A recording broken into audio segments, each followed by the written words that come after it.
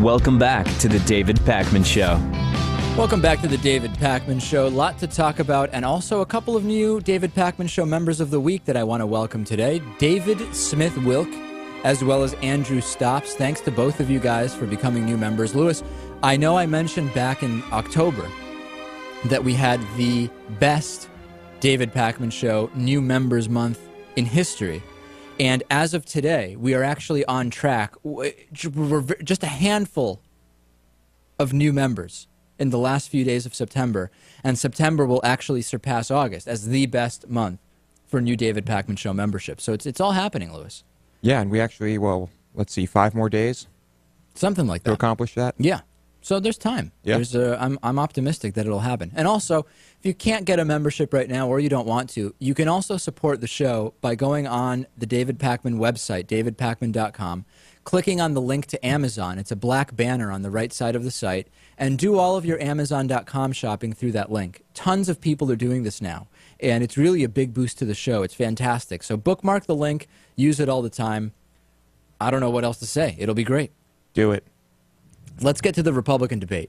There's been another Republican debate, and the Republican debates are getting steadily more and more absurd, I feel like. To say steadily is wrong, because steadily would imply that they're getting more absurd at the same rate. I would say exponentially more absurd, or logarithmically more absurd, because the rate at which the insanity is coming out at these debates is just accelerating and accelerating. Right, because during the first debate, they found out what they needed to do to come out on top, right? Quote, right. On top, to make people happy, to make people cheer.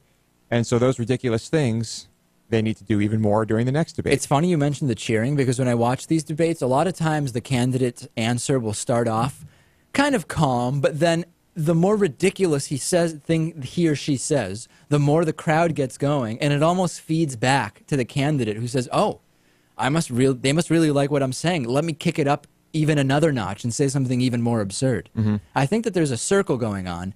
A couple of moments from the last debate that stand out to me. One was when the audience booed a gay soldier named Snyder-Hill asking a question about don't ask, don't tell. Did you hear about this, Lewis? Yeah. This was really incredible. Let me cue up the clip here. And let's just get right to it. I mean, it's a soldier asking a question to Rick Santorum. And the reaction from the audience is appalling, but not at all surprising, let's be honest. Snyder-Hill, who is a soldier serving in Iraq. In 2010, when I was deployed to Iraq, I had to lie about who I was because I'm a gay soldier, and I didn't want to lose my job.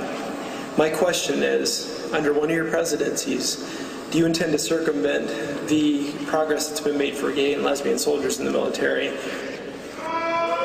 Yeah, I would say any type of sexual activity has absolutely no place in the military, and the fact that they're making a point to include it as a provision within the military that we are going to recognize a group of people and give them a special privilege in DONA and removing don't ask, don't tell, I think tries to inject social policy into the military, and the military's job is to do one thing, and that is to defend our country. We need to give the military... All right, so the crowd starts cheering. So let's go through this piece by piece.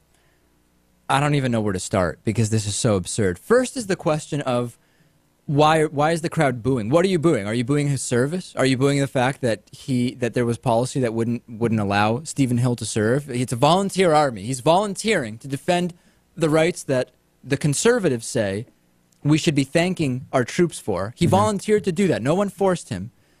But you want to boo him. Very patriotic. Glad you support the troops. Liberals don't support the troops, Lewis, because we want to bring soldiers home from pointless wars and getting them killed for no reason, for political gain, for politicians in Washington.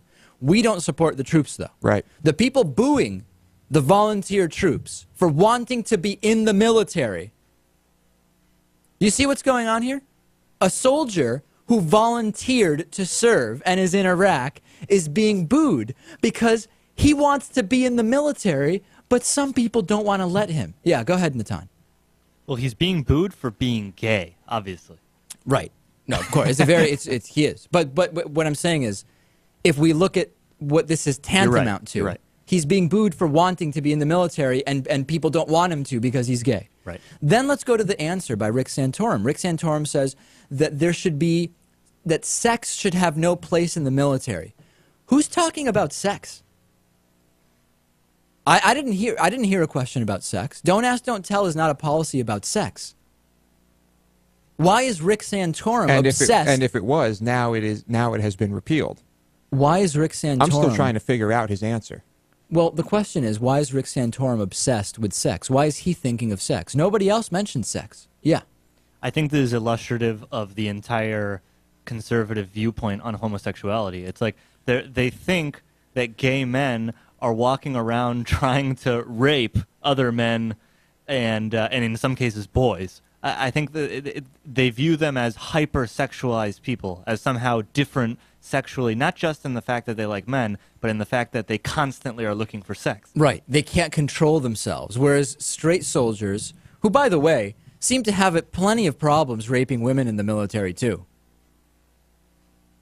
They can control themselves, but the gay guys can't. So it would be don't ask, don't tell is a sexual policy. Also, Rick Santorum, our military should not be about a person's sexual orientation. It's a private matter. So therefore, why don't you institute a policy that says if you tell anyone your sexual orientation, you'll get booted? If we're really going to say that the military is not about sex and it's not about sexual orientation, then nobody should be able to discuss it, and then it wouldn't make a difference whether you're gay or straight. By the way, he's also against big government. So good luck. Enforce that, and of course you're against big government. But let's make sure that we're out there finding out exactly who's gay and actively rooting them out. Right. Well, all these candidates are quote against big government, but yeah. And the other issue is let's just be honest. The military is an organization that is slightly separate from the society it protects in some ways, but it should reflect the values of that society. And there is growing acceptance of homosexuality in society. Therefore, the military should probably reflect that if we're just going to look at this. Right, but we're making it sound like there's no progress being made, and there is. Don't ask, don't tell was repealed, and then things are going well. But absolutely, we're just commenting on, of course, the ridiculousness of these debates. Yeah, and the idea that everything's about sex. It is for Rick Santorum, I guess.